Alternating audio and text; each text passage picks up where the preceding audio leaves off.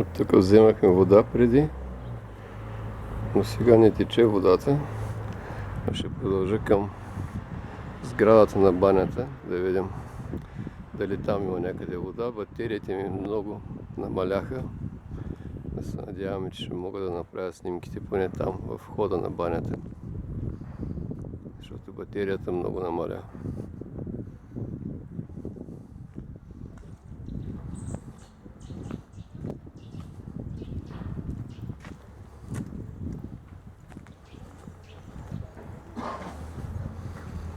Това тук е входа на банята.